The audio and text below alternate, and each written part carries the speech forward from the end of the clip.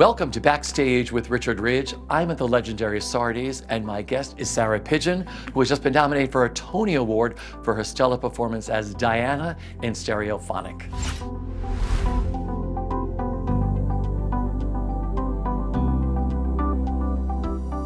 How are you?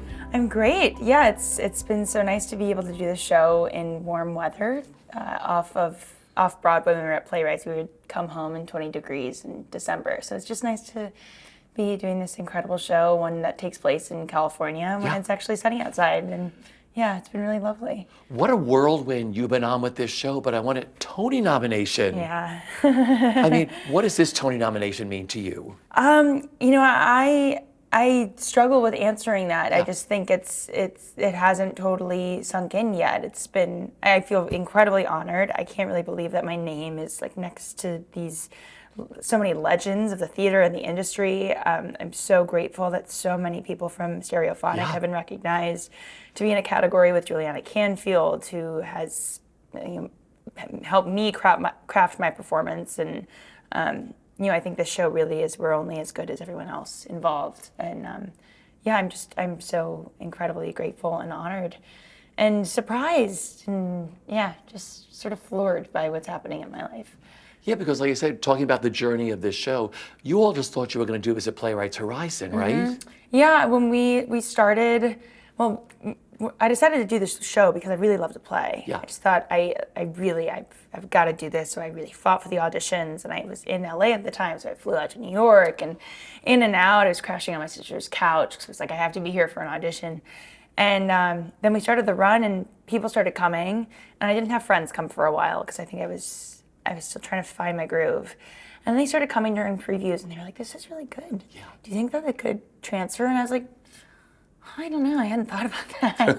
I don't think so. It takes maybe, but it'll take a year, 2 years. Like, it takes forever to get stuff to Broadway. And then December, we were told that we were transferring by March. So it was not my plan. I've always, I guess, been striving to be on Broadway, but I had no idea when or how or with what production. And it was just the best surprise, and life is just happening in such beautiful ways. But everybody who I've spoken to who are connected to this play said the play has its own mind. Yes, I think it sort of affects, I'm not sure what it's like for the audience. Yeah. I know what it was like for when I first read it, and now doing it over and over and over again, it sort of like sinks its teeth into every aspect of your life and like your psyche. And it has so much to do with art and collaboration and relationships and what happens when all those things come together. And this has been a wonderful collaboration, so opposite of the play's experience. I kind of find myself saying lines in the play in my real life and wondering about the same things that Diana does, and thinking about my relationship to art and my identity as an artist and what that path has been like for me, and what sort of charting her own path through David Adjemi's script. Take me back to the beginning, like when you first read the play. What made you say, yes, I have to do this? It was the last audition I got before COVID shut everything down. And, I put myself on tape because the thought was that everything was going to be up and running in a few weeks. And obviously that didn't happen. But I spent that week of lockdown just running the lines. There's a lot, we all talk a lot in the show. So running the lines, taping the audition, doing it again, watching it back, doing it again, and I made my roommate just work and work and work with me. And then that went out into the ether, and that iteration of the play never happened. And back in May of last year, I got the audition again, and I watched my old tape because I remembered it, and I remembered the script, and it was just such a human story, and a challenge also as an actor. There's so many different sort of highs and lows, and not to mention the musical aspect of it. I was really interested to see just like what this would be like, because I loved it so much on the page, but how do you transfer that into a theatrical experience? And I put myself on tape, and then a few weeks later, I got a call saying, they're doing more callbacks in New York. Do you want to come out for it? And I said, yeah, I do. I think I should buy the ticket and I should come. And then a few weeks after that, it was the final session, and I happened to be in New York just visiting my family. And I think later that night, I was out to dinner with my friend, and I got a call that I was going to be in the show. So it all worked out. That's wild. Yeah.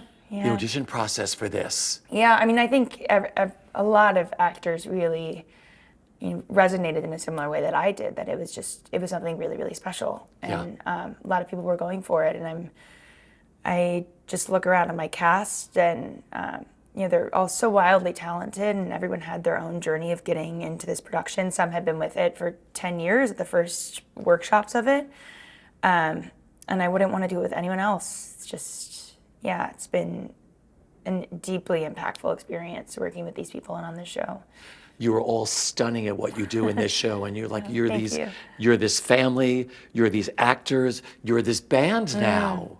I mean, not only were you going in to play Diana, but you also have to sing as Diana and be part of this band. What was that like during the rehearsal process of, because I spoke to Will the other day, and he's like, now we got to start playing instruments, and now we have to start being the band. Yeah, I think, we had 4 hours of band rehearsal every day for, I think, 4 weeks maybe. And I did not have the steepest hill to climb in terms of learning instruments. I played piano when I was younger, and Diana is not very capable with instruments, although I do believe that's something that's sort of a psychological block, because when she does sit down and play at the piano, it's brilliant. She can do it. She is quite good at the tambourine, which is more difficult than people think. It has a lot of wrist action. But I think over the course of rehearsals, and I was also in time with us finding these characters and putting them on their feet in the scenes, I think it just sort of, the more we messed up, the more we played together, the ego dripped away, and I think we became less individuals and more forming this one entity. And I couldn't even tell you when the switch happened, but I think, we started critiquing other people. He was like, you're coming in too early, or you're actually, that's not the right harmony. And our music director would say, you're actually talking like a real band now. Yeah. And I think slowly but surely it just, the play takes on a mind of its own, and I think the music did that too. And I think being able to collaborate musically with the acting ensemble made us so much stronger in our scenes, because the play is also so musical in its rhythm and its timing. And it's just been a crazy experience. There's been so many plates in the air, and I don't think we've really dropped them yet. But I think also knowing if they do drop, there's so many tethers to each other that it'll all sort of, they'll get back up in the air again, and it'll be fine. You're all so beautiful together, and I know you all have each other's backs and everything else, and it's I've been going to see plays since I was 10 years old, and there's something so unique about Stereophonic, about how you all work together. How different was it for you between Playwrights and Broadway, of having that little break in between? Were there changes at all, or just revisiting, going back to start again down the street? I think that the time away from it was quite helpful. I didn't look at the script. I would find myself, in the shower, tidying up around the house, and I would start singing the songs, or I would remember a line and sort of just start doing the scene. Yeah. But I think it, from August when we started that Playwrights, it was such a beast of a show, so many components. I think everyone was sort of crossing their fingers that when previews started, there would be, not that we would be able to get through it, but that we were able to present something that was, that honored David Adjemi's hard work and his vision. And I think it was just, we were sprinting a marathon at Playwrights. And I think some time away from it, it just allowed the dust to sort of settle. And I think the biggest thing I've noticed transferring to Broadway is that we've just had time to get to know each other. Yeah. And there's an inherent trust. And, my two strongest relationships as Diana in the show are Holly and Peter. And with Peter, she's been in a relationship for 9 years. And Tom Pasinka and I were, playing at this idea of trust and knowing each other, and likewise with Juliana, we were playing at this idea of best friends, but now she knows everything that I'm experiencing. She gets the full download every single time I walk into that theater about stuff that's going on in my life, and likewise. And there's just this intimacy, I think, that we've formed. And while, no one's dating each other in real life, and Juliana and I haven't been in a band together, and none of us have lived together before. There is this, because we've lived in this space and lived in this play, I think it's sort of, it's seeping in, and there's less of a pretending that we care, we all care about each other, and we do love each other. This is it's like a little over 3 hours, the show, but it doesn't feel like that at all. Good. I mean, no, like I said, my husband worked in the rock and roll business for many years. So for me, I told David, I could have sat through a 20-hour version of this show. But it's like, how do you prepare yourself to do like 2 show days and the weekends and everything else? It's a beast of a show. I think that is something that as we continue this run, I want to get a little better at. Yeah. There's been a lot going on, and it is a big show, and and life also happens. Yeah. And the main thing I do is steam. Yeah. I'm quite monastic in my lifestyle at the moment. I do the things that I need to do. I go to the show and then I go home. And I haven't seen my friends very much, but this is just sort of the season of that. And there's something so fulfilling at the Golden Theater every day that it fills my cup in different ways, that I don't sort of have to seek these things out in my downtime. But it's a lot of sleep. It's a lot of rest. I need to eat better. I've been eating Kraft mac and cheese because it's quick. But it's also It's fun. not You're like, healthy. but it's fun. Yeah. It's been a good time. It's sort of like one big sleepover because we're there for so long every single day and we see each other every single day. But it's just all the boring stuff. A lot of water, a lot of tea, a lot of steam, and a lot of mac and cheese at the moment. Audiences love this show. You probably don't get a lot of time to meet them afterwards, but you must feel them in the house of how much enjoyment you're giving everybody with this play. Yeah, I mean, there's a lot of, you can hear the audience. Sometimes it's like there's an 8th ensemble member. I think because it's so human, which I resonated with when I read it, you can hear the audience have that similar reaction. And I am able to see them at the stage door after the show, and it's amazing to hear people come multiple times and that they see they saw a different version of the play, and this was highlighted for them this time, and because it's live theater, it does sort of change every night, and I think that the audience leaves, whether they've seen it one time or multiple times, knowing that that's the only time that they're going to see that version. And I'm just so grateful that my cast is sort of it's always 100%, and it almost feels like every performance is like that's the one and only time we'll do it.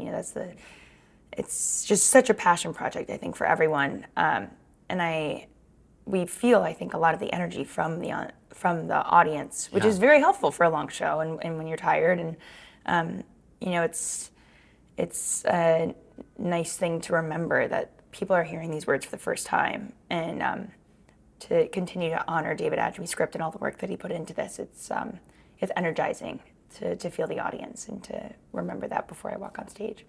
What a brilliant director you have too. Talk Daniel about working with Ocken. Daniel. Yeah. He is like the greatest actor's gift. He trusts his actors beyond.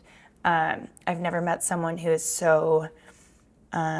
He distills his note into this like perfect essence, and it gives you everything you need while allowing you so much space to explore that direction.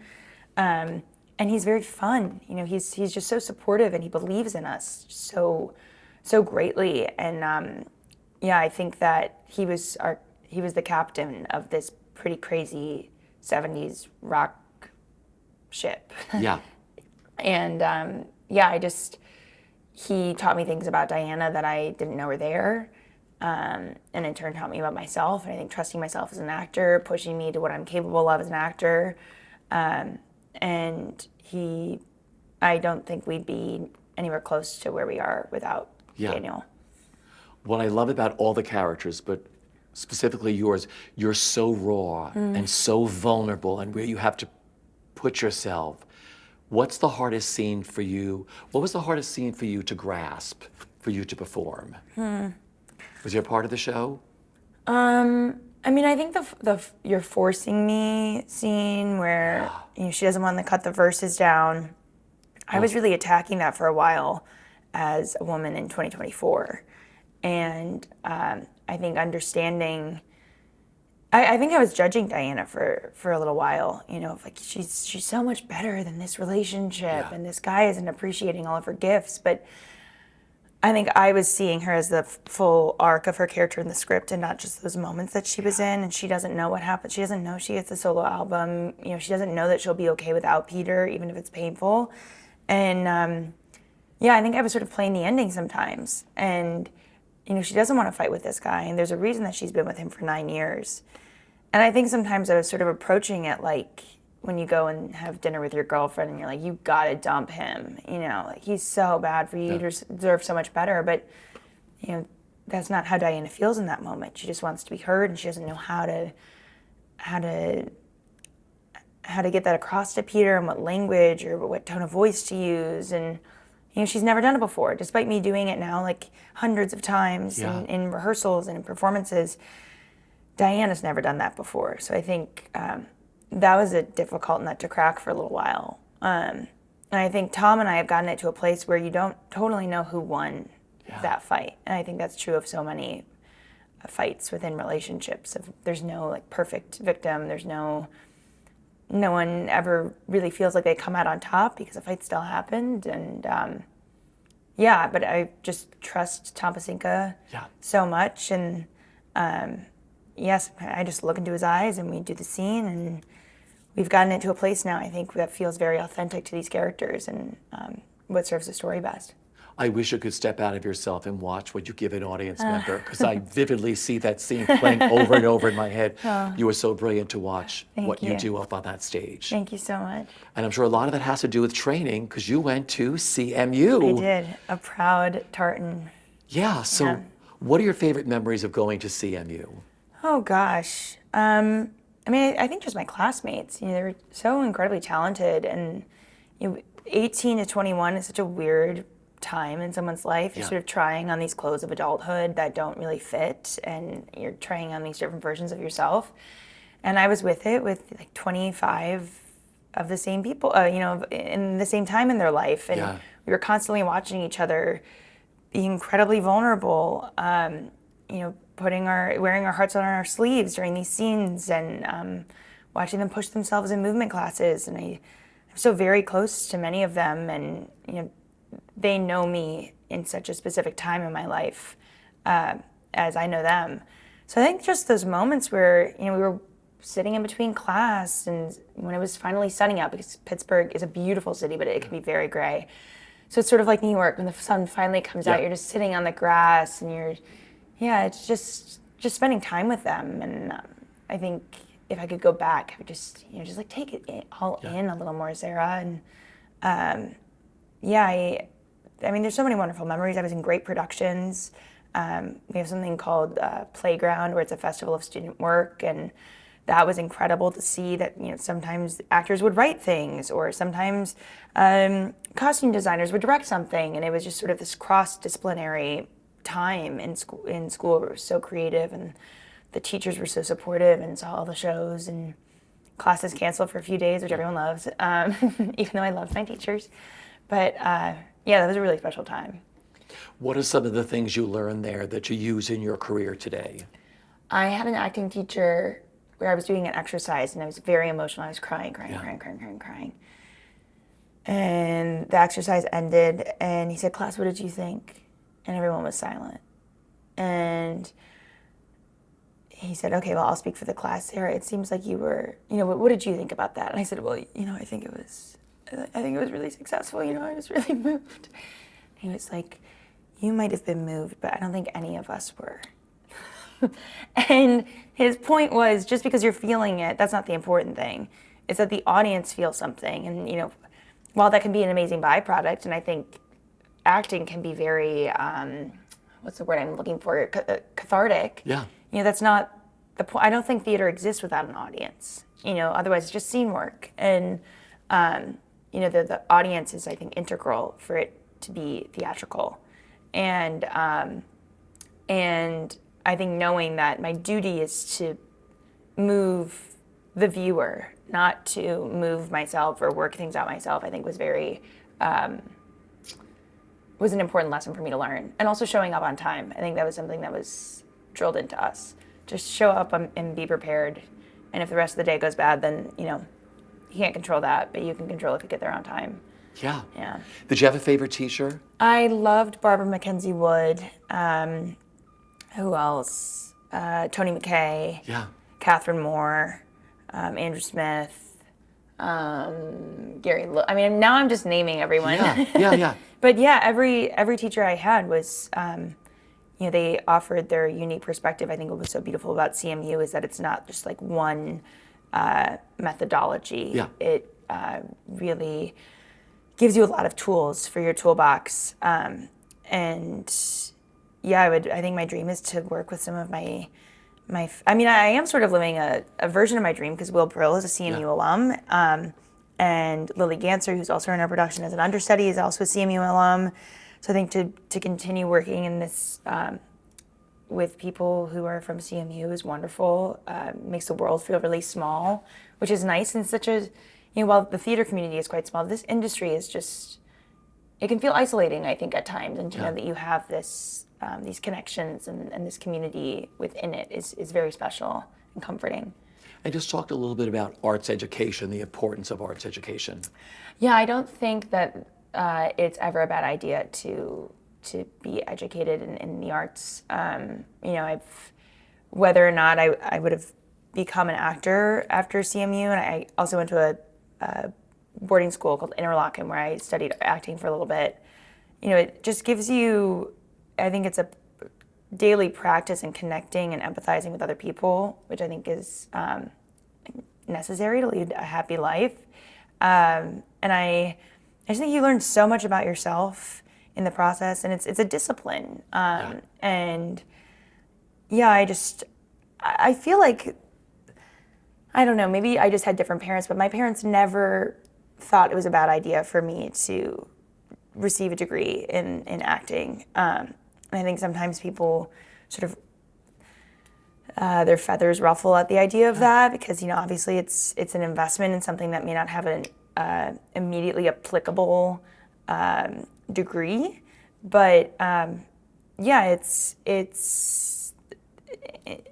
I think it makes us feel so much more human and connected to our humanity, and a way to filter the world that's quite overwhelming through whether it be performance or visual art or music. I think it's a way to form an opinion, to form a worldview, and I'm so thankful. I know for a fact I wouldn't be here without all of my teachers and my classmates. That's just, that's a fact. Yeah. So, and it warms my heart every single time a teacher comes to the show. It's really special. If you could sum up the best part of the experience of being a part of Stereophonic, what is it for you? That's really hard because there's a lot.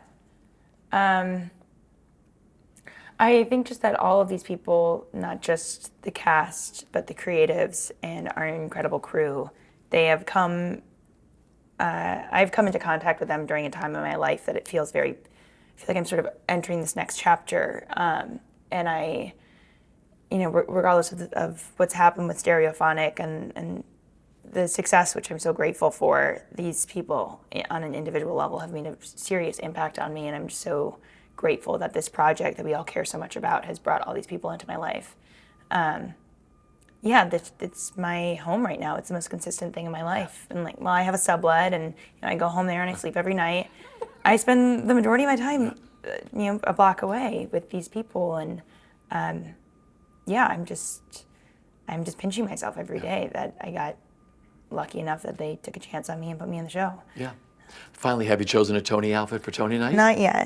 Not yet, but I'm so excited to see everyone look so fabulous, and it'll be such a celebratory night. I feel like I know my castmates mainly in their costumes, and I know myself now mainly in my costume. So it'll be nice to be like, okay, yeah, you left that at the theater.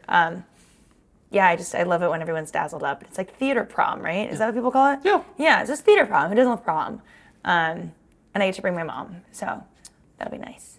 We will see you Tony night. And I just want to thank you for your brilliant performance as thank Diana you. in this beautiful play. Thank you so much. Welcome to Broadway. Crazy.